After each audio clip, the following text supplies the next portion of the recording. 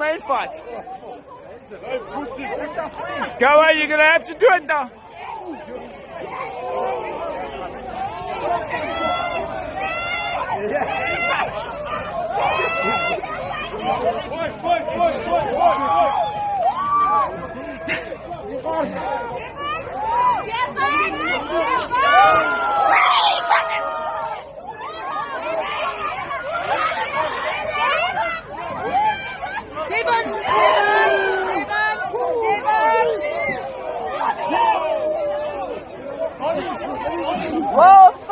This is insane, but